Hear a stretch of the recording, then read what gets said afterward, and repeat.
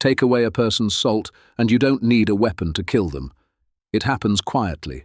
First, the weakness, then the cramping, the confusion, the vomiting. Then the brain begins to swell inside the skull, and the body simply stops. No blood, no violence, just a slow shutdown caused by the absence of something you can buy today for less than a cup of coffee. That is the thing you need to understand about salt. It isn't a seasoning. It's a leash. Every human being on Earth is born needing it and unable to make it. And for thousands of years, the people who understood that used it exactly the way you'd expect, as a way to own other people. This is the dark history of salt. Wars, monopolies, mines that ate human beings alive, executions over a handful of white crystals, and one of the ugliest truths hidden inside the story of slavery itself. And by the end, you'll understand why the cheapest thing in your kitchen was, for most of history, one of the most dangerous substances on the planet. Let's start with why it had such a grip on us. For nearly all of human existence, there was no refrigeration. Food began dying the moment it was harvested or killed. Meat turned, fish turned faster.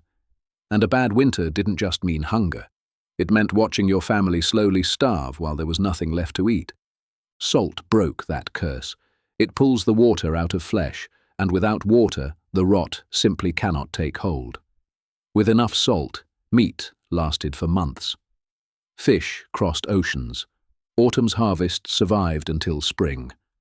Salt was, quite literally, the difference between a family living through winter and a family not. But that same power had a shadow. Because once something is the difference between life and death, it stops being food and becomes leverage. And rulers worked that out fast. In ancient China, the state seized control of salt production and sale over 2,000 years ago, one of the earliest government monopolies we know of. And the logic behind it is genuinely chilling. You don't need to hunt down people's income. You don't need inspectors crawling over their farms. You take the one thing every single human being must buy, no matter how poor, and you set the price yourself. There's no escape from that. You can't grow salt. You can't do without it. It is a tax on being alive, and it falls hardest on the people with the least. That idea spread across the world like an infection. Salt was licensed, taxed, hoarded, and guarded. Entire roads exist today because they were carved into the landscape by centuries of salt carts. Cities grew rich for no reason other than sitting on top of a deposit.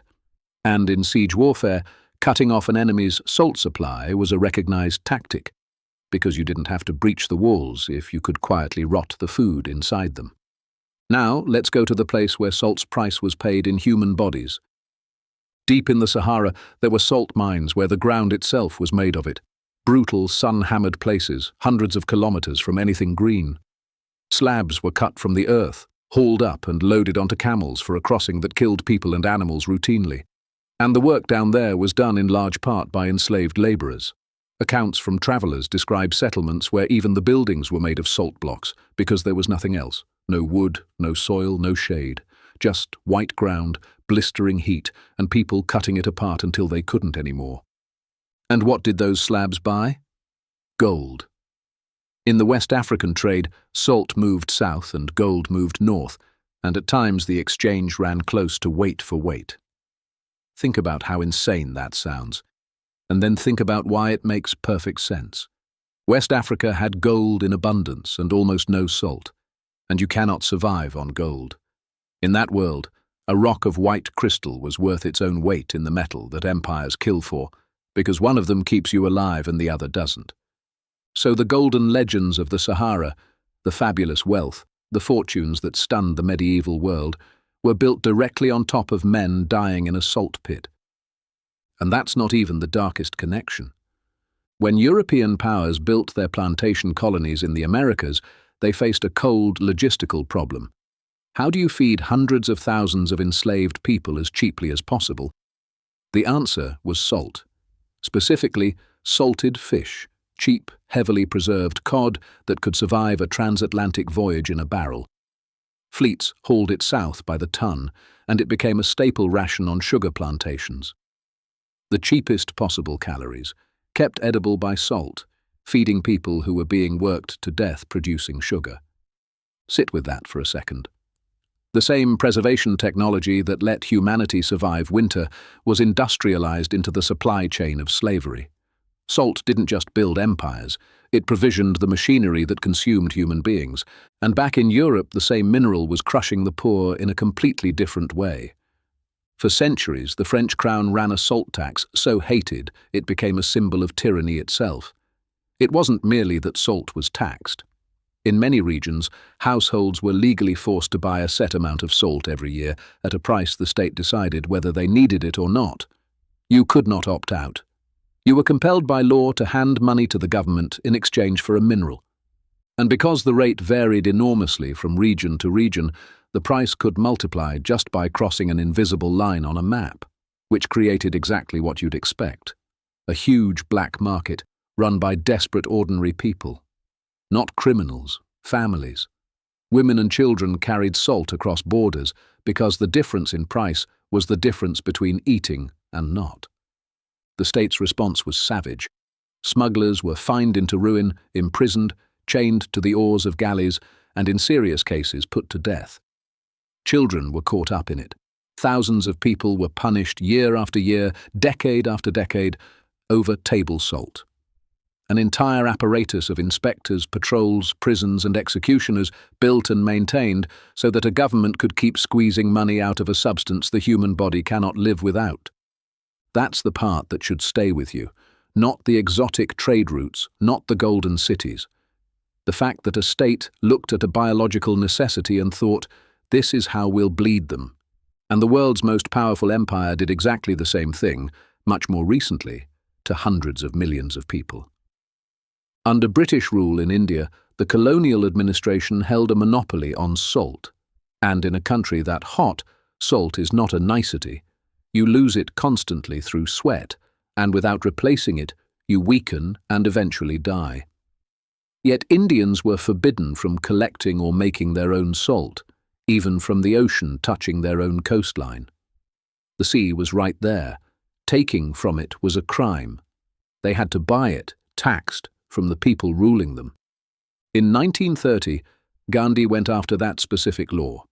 He walked hundreds of kilometers to the coast, trailed by a growing crowd and the world's press, and at the end he simply bent down and picked up natural salt from the shore. That was the offense: picking up salt. What followed was mass civil disobedience across the country, and mass arrests. And at one salt works, a column of protesters walked forward in disciplined ranks to be met by police with steel-tipped lathis. They did not fight back. They were beaten down, row after row, skulls fractured, bodies dragged away, and the next row stepped forward into the same beating. A journalist watching it sent the account around the world, and the moral position of the empire never fully recovered. All of it over the right to gather salt off a beach.